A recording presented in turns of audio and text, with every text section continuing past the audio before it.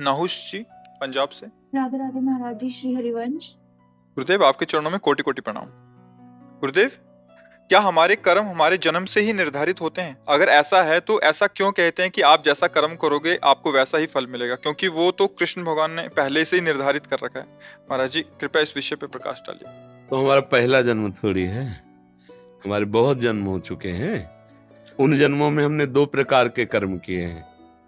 एक कहते हैं कुकर्म, अधर्म युक्त पाप प्रवृत्ति, और एक कहते हैं सत्कर्म, पुण्य, भगवत भाव, आराधना। दोनों प्रकार के कर्मों का परिणाम अलग अलग होता है। दुख, विपत्ति, संकट, नरक, शरीर में भयानक रोग, दंड, ये पाप कर्म, कुप्रवृत्ति, अधर्माचरण से होता है। यश, कीर्ति, स्वस्थ शरीर, अनुकूल व्यवस्था, जो चाहो वो हो जाए, ऐसी पुण्य भावना, तो वो जो आपका सत्कर्म बना है उसका फल है। अब ढेर सारे सत्कर्म जमा है और ढेर सारे दुष्कर्म जमा है हमारे गोदाम में।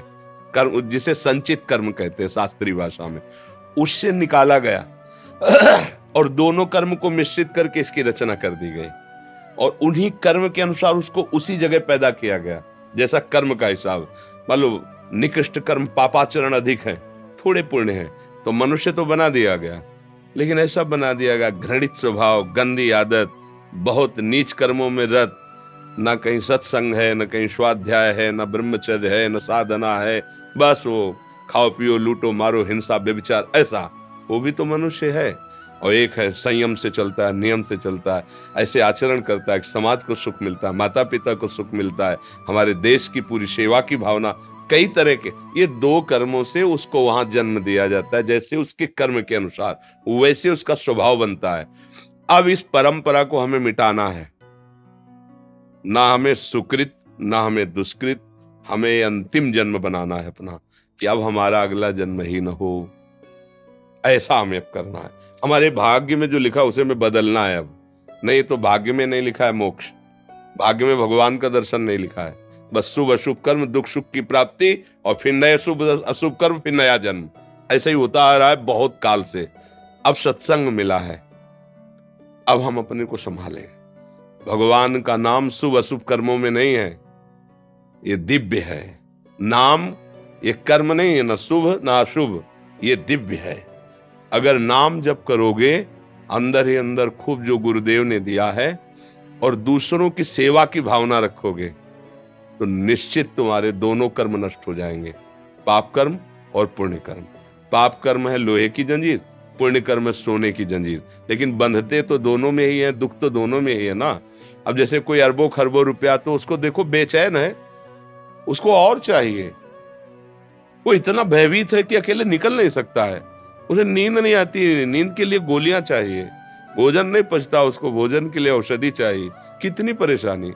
एक किसान आदमी दिन भर मेहनत करता है, 10 रोटी, आधा लीटर दाद और 2 लीटर दूध पिया, और जहां मना वहां चौड़े पे सो जाए, उसको कोई परेशानी नहीं है। इसलिए सावधान करने के लिए भगवान ने आपको संत संग दिया, गुरुवाणी मिली, गुरुवाणी आपको सावधान करती है कि आपका जीवन किस तरह होना चाहिए। महापुरुष तो अंतर ध्यान हो गए, लेकिन उनकी वाणी साक्षात उनका स्वरूप है। वाणी जी जो है वो साक्षात गुरु स्वरूप होती है। गुरु ग्रंथ साहब जैसे ना, ये साक्षात गुरुदेव है।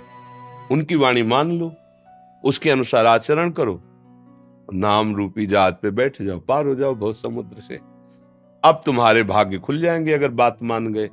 नहीं मान गए तो फिर शुभ और अशुभ कर्म तुम्हें भोगने ही पड़ेंगे। अवश्य में भोक्तव्यम कृतम कर्म शुभाशुभम। फिर नया जन्म होगा, फिर नई दुकान मकान, फिर मरो, फिर नया जन्म, फिर यही प्रपंच चल रहा है बहुत समय से। पुनरपि जननम पुनरपि मरणम पुनरपि जननी जठरे शयनम, बार बार वही। अगर विचार सही कर लो तो ये बंद हो जाए आवागमन, और हम अपने गुरु प्रताप से भगवान के दिव्य धाम में चले जाएं, जहां न जन्मना है, न मरना है, न दुख है, न सुख है, परमानंद है।